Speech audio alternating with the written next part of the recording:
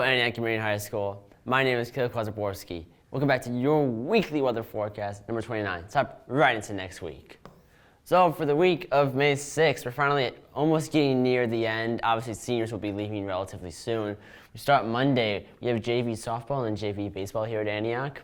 And we have a high of low 70s and a low of mid 50s with some severe weather in Oklahoma and Kansas. I know it's not our area.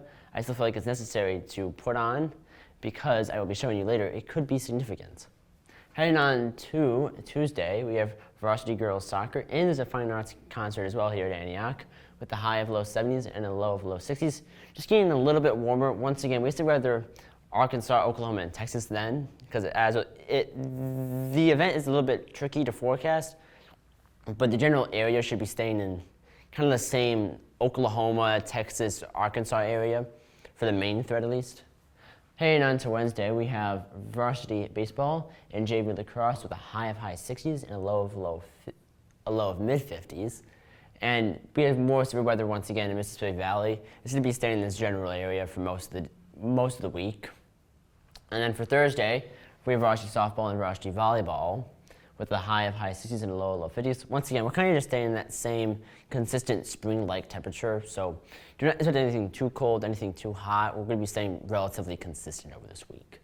For Friday, we have tennis NLCC conference. It's about the only thing that's going on that day. So it's over by, I think, the field house. We have a high of high 60s for that day and a low of low 50s. Once again, staying super consistent. Saturday, the big day, prom for seniors and juniors. We have a high of mid 60s and a low of low 50s. Once again, it's just a little bit colder. I do expect that these temperatures go up actually as you go closer to that day because the models that I used, when they're so far back, they usually squish the high and the low like closer to each other because there's that big of a spread. Obviously, once we get closer to that day, we're going to see more defined temperatures. That's why usually in the beginning you see these higher highs and these lower lows. But as you get here, it's pretty close to each other. So I do expect that the high actually goes up and it's even more enjoyable for everyone. Going on for the temperature outlook.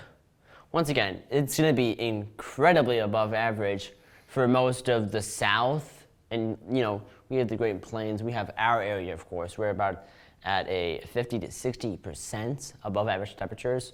Obviously, over here on the West Coast, it'd be much below average. But once again, I don't think we live there. Going on for the precipitation, much above average, and that is coinciding with all these severe weather events. Because as these events come through, we're still going to be getting rain.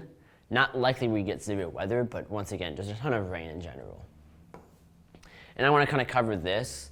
The April 26th and 28th significant tornado outbreaks that occurred. I know I sent an email out already about that, but I feel like it's necessary that I cover this in a forecast.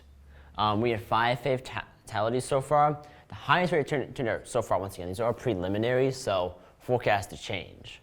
We have an EF4 tornado that was in Oklahoma, that was in Marietta, all the way up to, I think, Dixon, Oklahoma. That's about south central Oklahoma.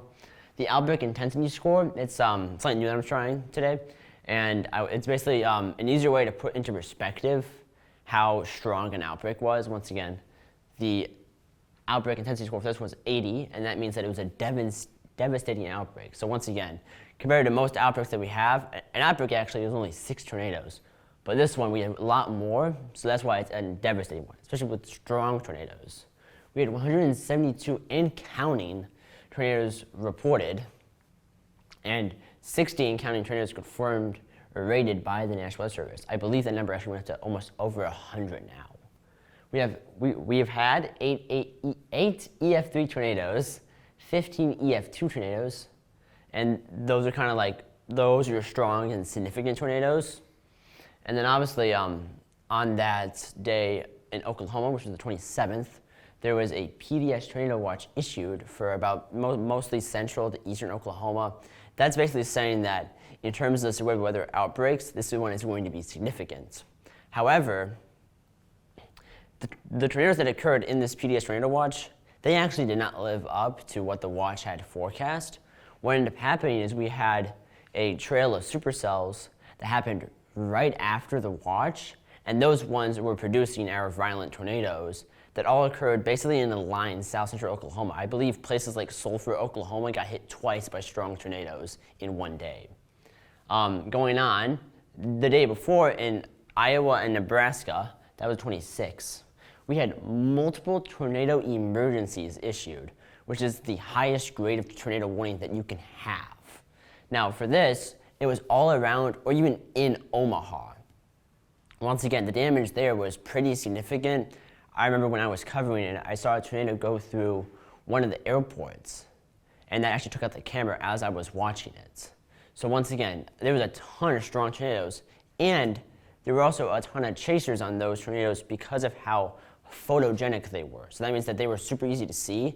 So we got a ton of camera footage from different chasers that got incredibly close, even like dangerously close to these tornadoes. Now, going on, April 30th, we had another event that happened, and this one is more just like almost like a lesson in meteorology in the sense. We had this one tornado that occurred southwest Oklahoma. I'm gonna play this. It's not gonna be, you may not understand it, but I'm gonna explain it to you right now. So, if we start, I'm gonna loop this. So, here we have, this is the radar scan, and the reds mean that it's going towards, no, greens mean that the wind, this is all wind, is going towards the radar, the red's going away from the radar. So you're gonna see that this is a huge gust of wind that comes out.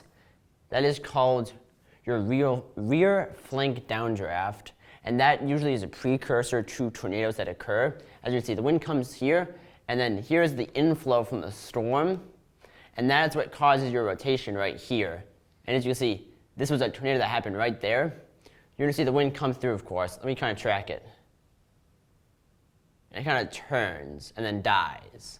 That's kind of the whole cycle of the tornado, is we had that wind come through, the tornado spun up, and then as it dies, it is something called an inclusion process, where it will probably turn, as you can see, about 180 degrees before it dies out. Now what was significant about this is that after this, you're gonna see down here, another tornado occurs right here, but the velocities are flipped, which means that this tornado right here was an anticyclonic tornado. This means that compared to where we live, the northern hemisphere, we have tornadoes that always turn counterclockwise, but this one turned clockwise. Usually these tornadoes are not that strong, but this one actually was a significant tornado. As you can see, we had strong, we call it a velocity couplet when we have those winds right next to each other. And that was pretty impressive in terms of what occurred and how close it was to the radar, because this is the radar site. This was, I think, 10 miles from the radar site. So we had incredibly accurate data that can go towards weather forecasting and how to track these kind of events. Now, as I go on, I want to cover over here where, once again, we're kind of just going over the event that occurred in, well, that will occur in Oklahoma around Monday. This is what we call the supercell composite parameter, and basically it's put into easy to understand colors and numbers that if the number is high, you can see more supercell thunderstorms, like the environment is more primed.